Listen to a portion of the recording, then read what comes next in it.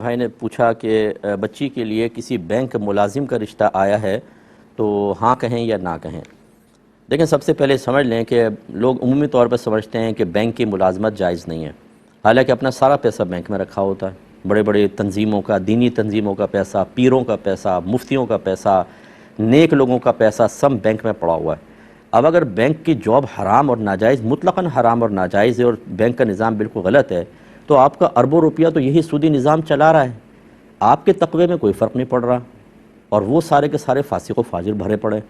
یہ غلط چیز ہوتی ہے۔ بس یہ یاد رکھیں کہ بینک کی اسی جاب پر ناجائز کا حکم دیا جائے گا کہ جس میں سود کی ترغیب دی جائے، باقاعدہ سود ریکوری کا کوئی شعبہ ہو، اس قسم کا جو ہو وہ جاب بہرحال صحیح نہیں ہے۔ اور اس میں بھی اگر دو تین چیزیں شامل ہیں کہ بھئی سود کی ترغیب بھی دینی ہے،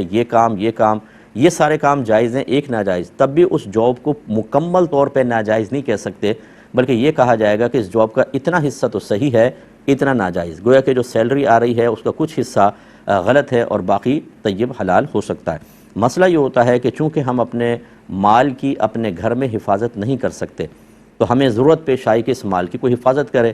اور جب ضرورت پیش آتی ہے، یعنی ضرورت اس حالت کا نام ہوتا ہے کہ جو اس بات کا تقاضا کرتی ہے کہ کوئی کام کرو یا کسی کام سے رکو، کیونکہ اگر تم نہیں کرو گے یا نہیں رکو گے تو جان، مال، عزت، آبرو، دین یا نسب تمہارا خطرے میں پڑ جائے گا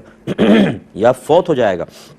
تو اگر گھر میں مال رکھیں تو اب ایک ایسی ضرورت کی حالت آ گئی کہ اگر ہم رکھے رہیں گے ڈاکہ پڑے گا جیسے حالات ہیں، اور وہ پیسہ چلا جائے گا، تو پھر مجبوری کے تحت بینک میں رکھا جاتا ہے۔ اب بینک والوں کی تو کوئی مجبوری نہیں ہوتی، مجبوری میری ہے۔ دوسرا شرعی اصول یہ ہوتا ہے کہ جب میں اپنی ضرورت خود پوری نہیں کر سکتا اور دوسرا کر سکتا ہے، تو ضرورت کے وقت انسان کو کچھ چیزوں میں رعایت ملتی ہے، ناجائز امور بھی اس کے لیے مباح ہو جاتے ہیں۔ جیسے اگر 4 دن کا مجھے فاقہ ہے اور میرے سامنے مردار پڑا ہے، خود شریعت مجھے کہے گی کہ بقدر ضرورت کھا کے اپنی جان بچا لو، ٹھیک ہے؟ تو اب یہ میری ضرورت تھی کہ میں پیسہ وہاں رکھوں، لیکن خود میں حفاظت کر نہیں سکتا، کوئی اور کرے گا، تو پھر یاد رکھیں کہ جب دوسرا کوئی اس کی ضرورت پوری کر سکتا ہے تو اس کی ضرورت اس کی ضرورت کہلائے گی، اور جیسے اس شخص کو رعایت ملتی ہے اسے بھی رعایت ملے گی۔ لہٰذا جو بینک کا نظام چل رہا ہے، میں اس کو صحیح نہیں کہہ رہا ہوں بینک کے نظام کو، لیکن اب جو بامر مجبوری کروڑوں لوگوں کا پیسہ وہاں رکھا ہوا ہے، تو بینک کے ہر امپلائی کی جاب کو ناجائز نہیں کہا جائے گا، اسے کم از کم آپ مباح کہیں گے، ٹھیک ہے نا؟ اور ان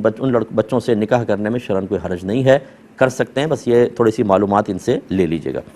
ایک یہ آفر کویسچن